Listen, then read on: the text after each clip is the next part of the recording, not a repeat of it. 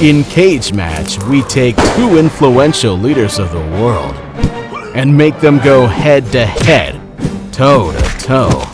In a real cage match series, we see which leaders come out on top when it comes to money, power, and politics to see who will be the last leader standing!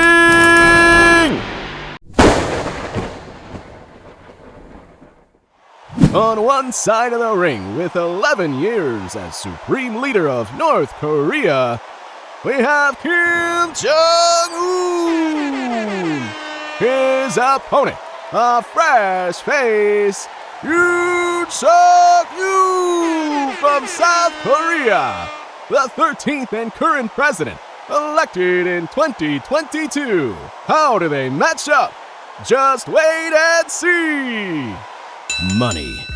In money, we compare the country leaders and their personal net worth against the personal net worth of the people they lead. The smaller the gap, the better they do. When talking about money, there's no competition between the two Koreas. We can compare the two leaders where Kim Jong-Un comes from a dynasty, having taken over the country as a birthright. In contrast, Yoon Suk-Yeol was elected, a politician who once served as Prosecutor General of South Korea.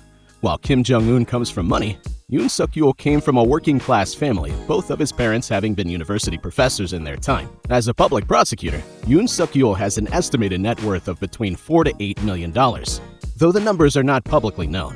Meanwhile, Kim Jong-Un is supposedly worth $5 billion. The truth is, much of his background is unknown or often fabricated. One thing to keep in mind with North Korea is their use of money as a weapon. In particular, their counterfeiting operations of U.S. currency. This is used to purchase items, but also, in general, to disrupt the American economy. That one's gotta hurt. North Korea has a GDP of $18.5 billion, ranked 115th worldwide. Under Kim Jong-un's rule, it has a dismal negative 4.8% growth, and the per capita is just $1,300, though the most recent numbers are from 2016.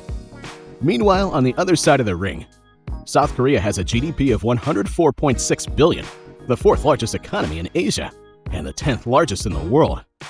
Though it suffered a negative 4.8% growth, right in line with North Korea's numbers, it bounces back with a $19,156,000 GDP per capita. Kim Jong-un is known for flaunting his wealth, despite North Korea struggling on the home front. He has a waterslide yacht and a Mercedes Maybach Pullman Guard armored limousine that he uses to chauffeur himself around.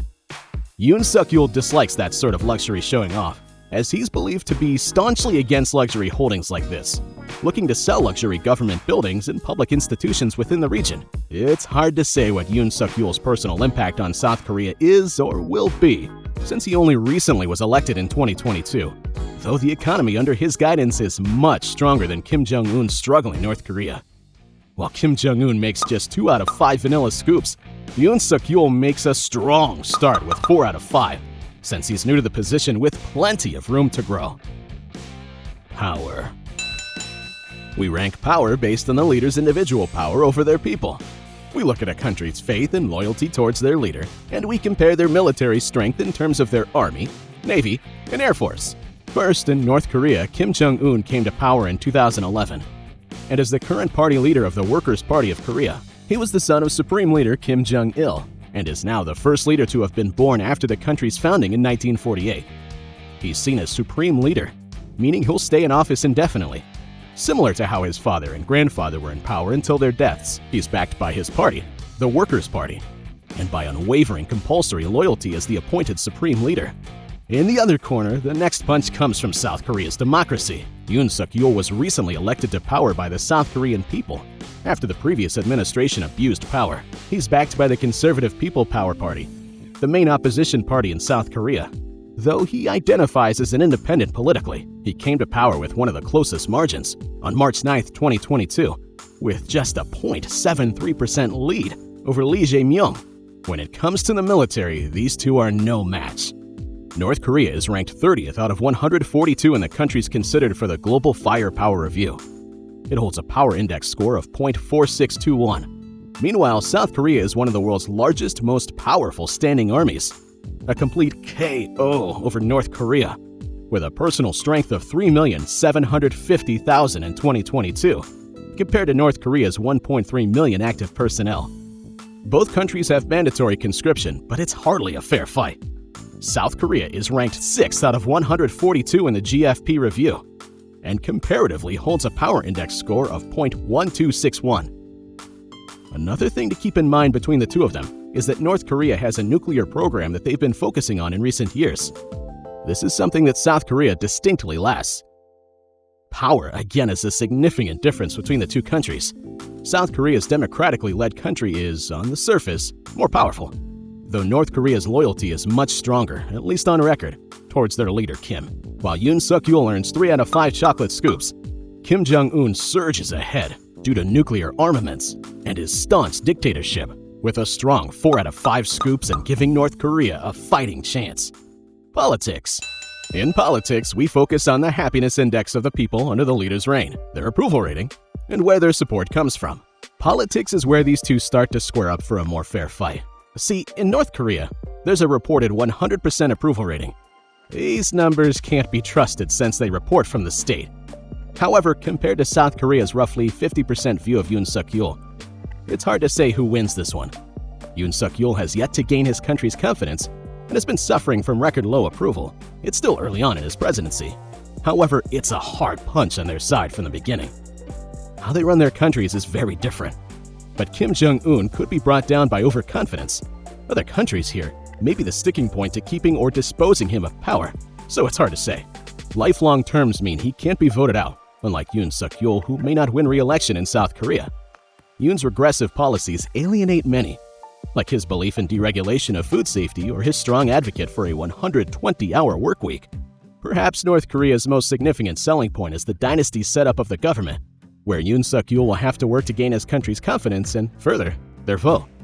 More time and his more progressive views on issues like LGBTQ+ may play a decisive factor in this going forward. The two countries don't hold up to each other regarding the happiness index. South Korea is 59th on the World Happiness Report.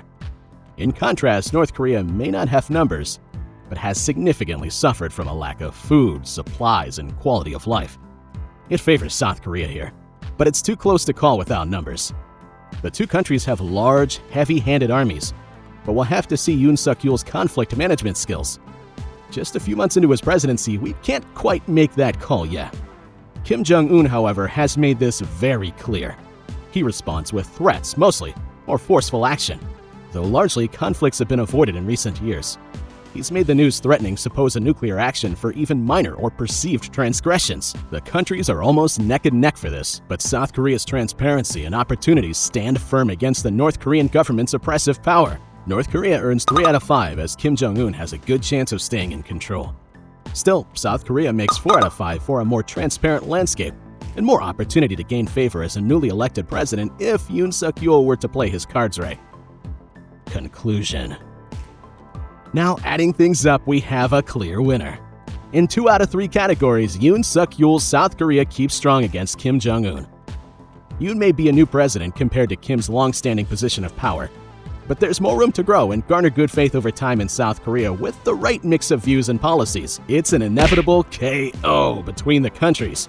North Korea falling short, down, and out.